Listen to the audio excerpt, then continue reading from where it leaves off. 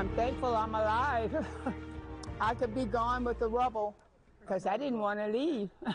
We're not victims, we are survivors. We, the Army Corps of Engineers, are on the ground working shoulder to shoulder with our federal, state, and local partners. 3 months ago, LA wildfires caused catastrophic damage in the Palisades and Altadena communities. Flames ripped through homes, displacing thousands of people. You just heard a little snippet there. While the recovery is long, the community has come together, determined to help survivors rebuild and start over. LA County Supervisors Catherine Barker and Lindsay Horvath are here to talk about where the efforts stand this morning. Good morning to both of you, and thank you for taking the time. I know it's been a long 3 months. It also is hard to believe it's been only 3 months. That's right. Supervisor Horvath, I want to start with you and talk about PCH. We've been talking to a lot of small businesses.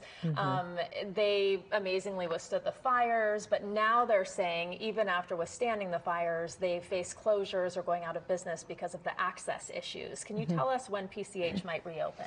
We are working diligently with Caltrans to find the best options to get it open as quickly as possible. But as you also heard, our Army Corps partners need that access, especially for those coastal properties. They completed the area around La Costa Beach, and so we're now moving on to another section, trying to clear those coastal properties to be able to open up that lane. We're also trying to figure out if there maybe are ways that we can open up in the evenings to allow people to come into the businesses for some periods of time. We're trying to get creative, but we know it's a challenge. But that PCH, it just reminds you what a critical lifeline it is to the community at a time like this, because we're undergrounding utilities. We are trying to clear those properties and help people rebuild. So it's a challenge. It is a challenge. There's so many challenges in all of this, right? Supervisor Barger, we do want to talk about the reconstruction process. I recently went out to visit a friend who lost their home in Altadena, and everyone wants to start clearing, wants to start rebuilding. Is it going to go with the old grid, or are there going to be new ways that the rebuilding process happens?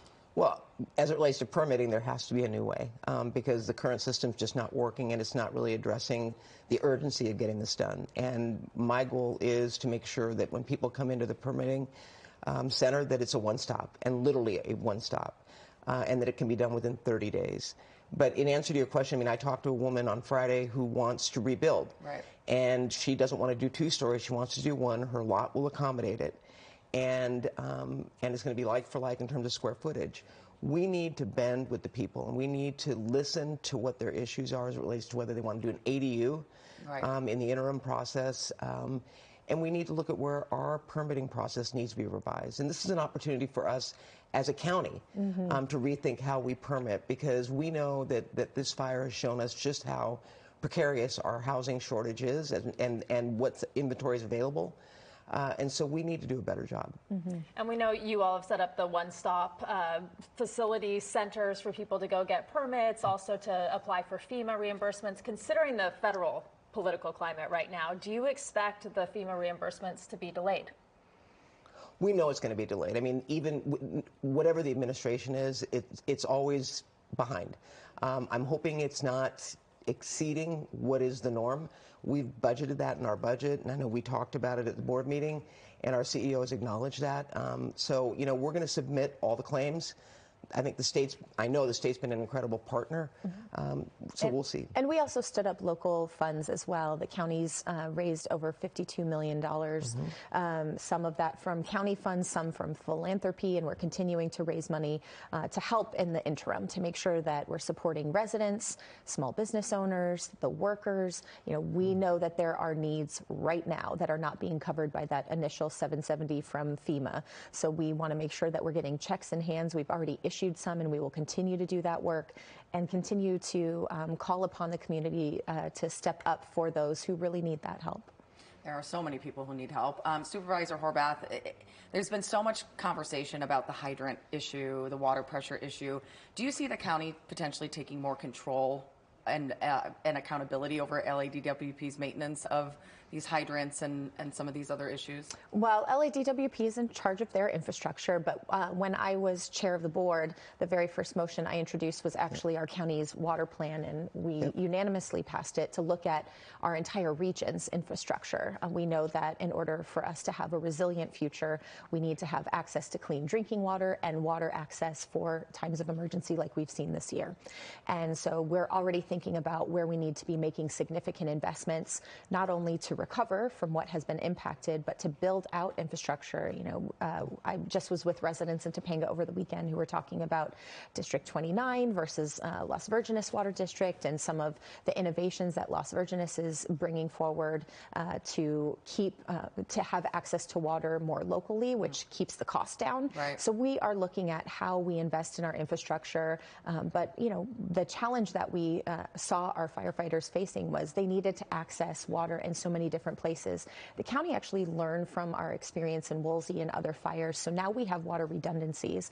So on our side, you know, in many cases, it wasn't that we were running out of water, it was low water pressure, just as you said. And so that even becomes a challenge when you're tapping so many places at once to fight such a wildfire. A lot of lessons to be learned from these fires. In light of the tariffs and in light of the county's $4 billion settlement recently for the sexual molestation claims, I want to go back to the funding issue, this time at the county level. Do you think there will be sufficient funds?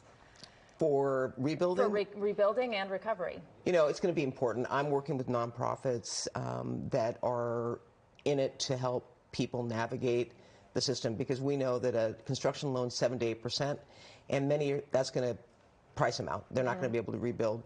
So we're going to work with the private partners to think of innovative ways, similar to the VA loans. Many don't even know that there are loans out there that they may qualify for.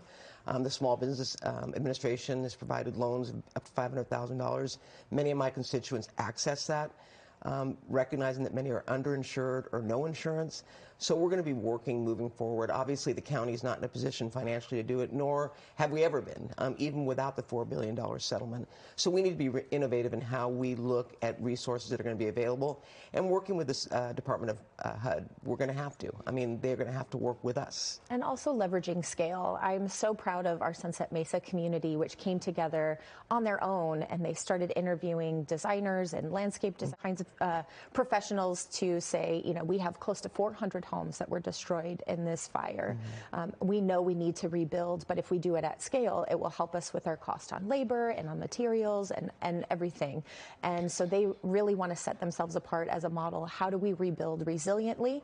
How do we think about fire safety? And how do we work together as a community? And that helps keep costs down too. So I think taking that example and seeing how we can even broaden it further to make sure that we are leveraging every opportunity we have to get costs brought down and buy once, given the challenges that we're facing right now. It's so volatile. And, you know, that's a good point. In Altadena, I know there are a group that have gotten together and hired an architect and have decided what they like, and it's craftsmen.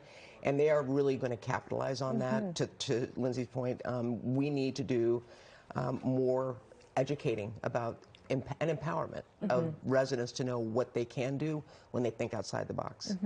Along those lines, you know, visiting both fire zones and talking to people, there's so many older members of the community who are not going to be coming back. It's just the reality of it. They either can't afford to do it, or it's the timing in their life. It's just going to take too long, you know, for them to rebuild. How are you seeing your communities change, and what difficulties will there be with that change moving forward? Well, there are some housing solutions. I know that Steadfast LA, for example, has identified temporary housing structures that can be put up in just a few months. So they're looking to identify locations where they can help with those kinds of housing solutions for once the properties are cleared. And we already have hundreds of properties that have been cleared of phase 2 debris removal. So we're excited about the progress that we're making.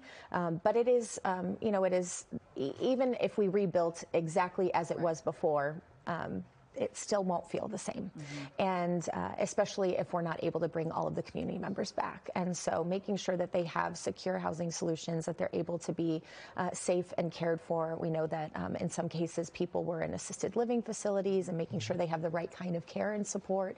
And even for families who will come back, it's not enough just to be in your house. They want to make sure their schools are back for their kids, and we've been clearing the schools in the Palisades area. They want to make sure their groceries back and the local shops that made their community. So there's a lot of work to be done, and we're working with everyone individually, our business owners, to come up with those plans about how we really help them recreate community. I want to ask you about the schools in the Palisades. LAUSD announced that all the debris has been removed from the school sites. Are we on track, as promised, to expedite reopening the schools? Yes, we are. I mean, it's pretty remarkable the pace at which we've been able to do the debris removal. It's the fastest ever in history, and you know, I say that proud to have had the opportunity to bring people together, also knowing that people are still suffering. And every bit of progress helps get people into their communities faster, helps them feel that they're actually going to be able to make it home. So that's one win, one in the win column. And that said, though, a lot of parents say that it happened too fast, and they don't feel safe sending their kids back because they believe that there's still toxins that can make their kids sick. What do you say to that? Well, we've been learning from our federal partners who've been doing this in many more cases than just ours, that the process that they've now undertaken in terms of clearing 6 inches of debris and making sure that that's removed, based on their previous practices, they only removed 3 inches of debris. That was what they considered to be the total impact. Now they do 6 as a standard. We also in our Department of Public Health in the county are doing soil sampling. We've partnered with academic partners to actually work with individual residents to have the opportunity to have their properties tested for free. And so we're trying to expand every opportunity to make sure that people have that confidence. Of course, we don't know exactly, unless they recently tested before the fires, there may have been pre-existing conditions, and so we also have to contend with that. But the most important thing that we need to do is listen to our residents and make sure that we're providing them all the tools that they need to feel safe coming home. And it is unfortunate in these situations, you can't make everybody happy. Yeah. Right? You've got to make a decision, though. I think that's, for me, you know, obviously we have issues as it relates to air quality, and so we put air quality monitors up. And there's a lack of trust in government overall. But at the end of the day, our job is to make decisions and live by them. And, you know, it's something that I think long and hard about when I make that decision, but I'll stand by it. I think that's important for people to hear. So thank you both so much for being with us this morning. We Thank really you. appreciate it. And if you have a story idea you'd like to share about the LA fires, we'd like to hear from you. You can scan that QR code you see right there on your screen. You can send a message to as well to kcalnews.com/tips. It's good.